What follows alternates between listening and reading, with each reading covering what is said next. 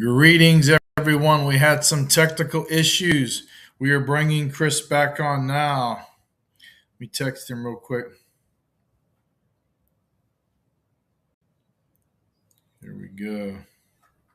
Sorry about that. There's some horrible weather in here in Texas, and the internet has been down. The router has been fully rebooted. Scotty's been online engineering. Awesome, all the goodies. See if we bring Chris. Check and see if it's live.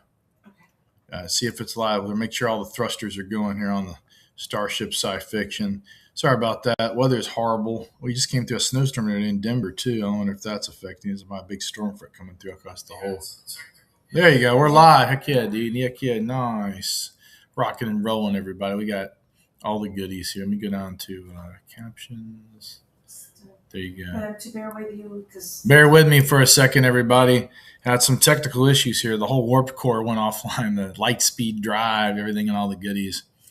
So wait for Chris to join us here. My name is Owen C. Cotter, right down there. Round two. Here we go. Round two, part two. So we can get Chris online here. Chris, how's it going, man? We're back on operational thrusters in Starship Enterprise. Yeah, you had a bad storm there. Yeah, it's horrible. Absolutely awful as can be, man. It's just rain, but I got the thing rebooted, so. All right. Well, So what was your next question, man? Next question. There's also a documentary exploring your life and work. How did that project come about? So last year, whenever I was opening up the school library, there was a team that followed me around and recorded it all and interviewed the teachers and the folks in the school. And after about 2 or 3 months, when I started winning film awards, a conversation occurred, and it was, we should turn this into a full-scale documentary. Yeah, talking about all the stuff you've done to really inspire people and show people how things can happen. Right. Now, thanks to Trinity Studios, that became a reality. And we have all sorts of famous names who have contributed, from Quentin Tarantino. We've got Claudia Christian. We've got, Brice Boxleitner. Yes. And other people. I think your website is going to start to filter through, so I don't want to spoil those. Of course. Spoil much. There's a whole laundry list, like a gauntlet of people. Yeah, it's quite staggering. And it does reflect. Some of it is personal, so some friends. Some of it is notable people from Ireland, and most of it is that kind of the Hollywood celebrity stuff. Yeah. But I always wanted to ground it in the story of, I started this journey in literature about 5 years ago. I try and tell people, there's always something you can do to try and, pursue your dream.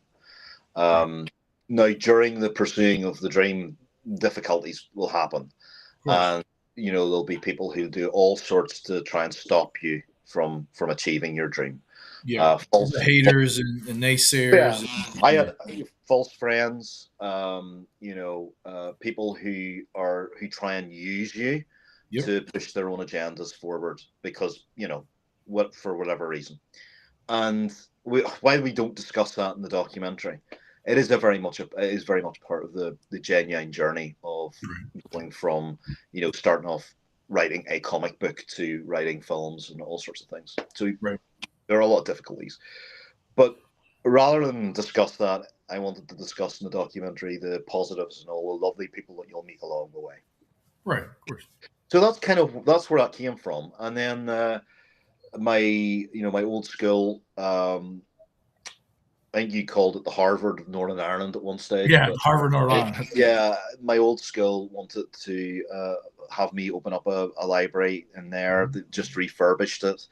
And we're going to screen it there. And there's going to be a lot of notable names coming as well, like, from Helping a Hero. We've got some very famous military U.S. veterans like Shiloh Harris are traveling over to see this. Shiloh's awesome. He's big in the sci-fi and pop culture himself. He's a lovely guy. And we launched the Ghost Protocol military franchise. And doing very well and selling extremely well in the UK and Europe. You know, and we're lucky enough to be starting to talk about a film linked to that. So the veterans are coming over to support us in Ghost Protocol. Now, obviously, with the news of a Dracula film, yes, this is something that's quite important. What I've decided to do is we've teased out some information. Various news outlets will be starting to filter this through.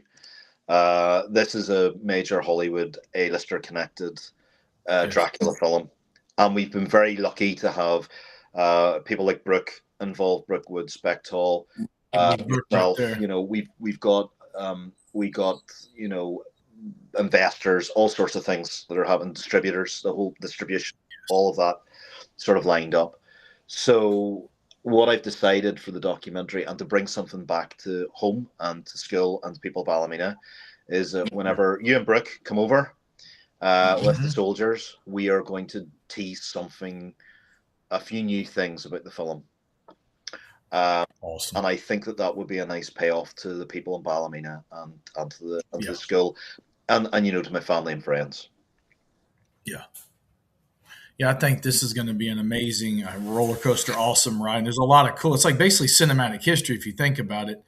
And so, speaking of the film, the Dracula film announcement, which you can't talk too much about, but one of the most exciting developments is the film announcement. What can you tell us about the project, minimally, cliff notes at the stage in development?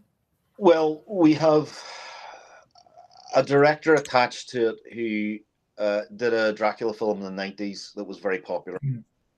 I think I can say that without mentioning the name. We have various A-listers who are you know, attached to the project. The script is all written. You know, we're heading towards pre-production.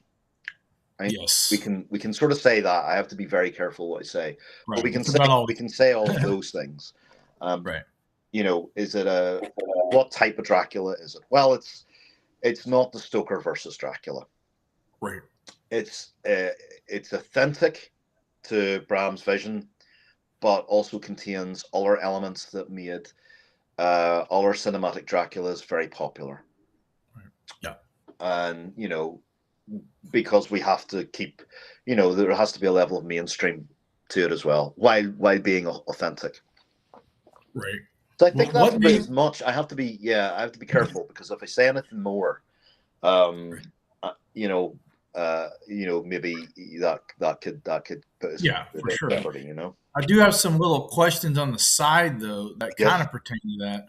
I mean, just curious, what made it now the right time to bring this new Dracula film forward in this era? You know, that's one question. Well, next year's the 130th anniversary of Dracula being written. Yes.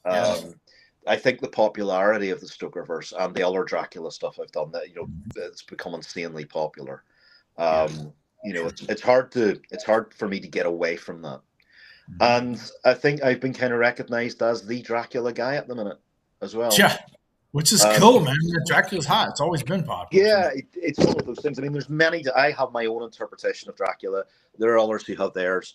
They're all perfectly valid, as long as we're entertaining people and we have, you know, that we're having fun with it. And you know, for me, the importance is the authenticity. I mean, Bram was an Irish writer. He came from. He, you know, crafted Dracula, a magnificent novel, and he had so many different facets to his personality as well. You know, and that's been important for me to inject in there into the film. Do you feel this film is the culmination of everything you've learned from your years working with Dracula and the Stokerverse? Just curious. Some of it, I think, it's undeniable. I mean, you know, when you read through Bram's notes and you read, you know, I mean, I've written Dracula in so many different media now, you know, between video games, tabletop, audio dramas, like all those all-star audio dramas were incredible to write, with some of the best vocal talent in Hollywood. Simon Templeman was on some of them, right? Simon Templeman was always my voice of a vampire since his Legacy of Tea and stuff. Yeah, that's amazing. He's fantastic vocal control. And that's what I was looking for in the audios, you know, like Terry Malloy, who was Davros in Doctor Who. He Yes. had tremendous vocal quality to Renfield, Mhm. because Renfield's incredibly sane. Yeah. He has a form of super sanity, a bit like the Joker. Mhm. So everything he does seems logical to him, and Yeah. then he gets into hysterics. So, listening to Terry perform that work was really, it was incredible. So, is there an influence from all of the stuff that I've done? I think you would have to say yes. Is it part of the Stokerverse? Is it part of Stokerverse canon? Is it anything linked to the Stokerverse? That would be a no. Right. So the Stokerverse is its own universe that's co-owned by Decker Stoker and myself. This is something that is, in a way, it's its own original IP. Yeah. How exciting has it been for you personally to see Dracula moving into this next phase in such like a major way, which is major, man? Yeah, it's been quite a trip because it's happened so quickly. Um, Yes. and we're talking in the space of the very, very short space of time. And there's always been television production companies or film production companies that have kind of hovered around what was going on in the Stokerverse. Right. But to have major people reach out to me personally on what Yes. was the Dracula that I envisaged, it's very hard to comprehend that. Right. Um, Yeah, this is like so literary, but also cinematic history, like you're saying. yeah, there's going to be. I think this film would have the potential for cinematic history, because not just because of me, but because of the celebrities that are involved, and because of the director that's involved. Yes. I think that plays a major part in it. Well, what would you say to fans who have been waiting for so long for a Dracula film that films passionate, authentic, and truly rooted in the power of Stoker's original creation? More news soon. That's what I'll say to them. There'll be more news soon about it. Cool, cool. You're trying to draw me in. You're trying to draw me into telling you more about this Can't one. tell too Uh, much. I get you on that. I can't. I want to Right. leave some of the stuff for Ballymena, For sure. and Well, let's talk about Ballymena a little bit. There's some yeah, other questions we have submitted here about that. This is kind of an interesting question here. What do you hope audiences will take away after watching the documentary at Ballymena? that it's possible to follow your dream, and for you to be successful in following your dream. I like that. That's beautiful. Does the documentary help people understand just how much work, passion, and persistence goes into building something like the Stokerverse and other projects as well? Possibly, I haven't seen what everybody said in the Right. documentary, because we're in the middle of finalizing the final cut. Right. I hope it does. I mean, I talk about it. It's not easy. People think I make it seem easy. It's not easy. There's a lot of a lot of work. There's an awful lot of sacrifice. Yeah. Me being one of the producers on the doc, one of the main people, being seen, I can't talk about much of it, but You've I have seen more than I seen, have. You've seen yeah, more than I. yeah. But there's quite, without naming any names, we've mentioned a couple on the site on SciFiction, like Pat Mills and stuff like that. But there is an extensive gauntlet of amazing people that have contributed to this doc, and it is honestly, I was sitting there the other day going through some of the data with the editors and everything, and it is, man, I'm talking like it's not only impressive. I'm just honored to be able to work with and have these, legends of all these different genres and things, and come on board to support your work in the Ballymena documentary, man. No, thank you. It's one of those things that Um, I hope that most of the people who contributed have positive things to say about me. You never know. Every single one. I don't think anyone said negative. Honestly, it was beautiful. Some of the words were very touching on it. Yeah, it's very kind of them. But yeah, did I do all of this? Well, the documentary shows that it wasn't all me. The documentary will show that I was mentored by some incredible people like Pat. I had Yes. a lot of help from some amazing artists who wanted to portray my vision on screen and on in the comic books, and some amazing publishers, and a Yes. lot of Hollywood talent who decided they wanted to work with me, and that's lovely. You even have people like Terry Hardin in there who had mentored you, is a legend in her own right. Terry Reaching out on was, the yeah, I'm working with Terry on stuff, and like Terry and I worked on Batman We did Batman Yeah. together as well. We did that, and she like her title, that legendary. Dipped out there for a second, everybody. Can you hear me?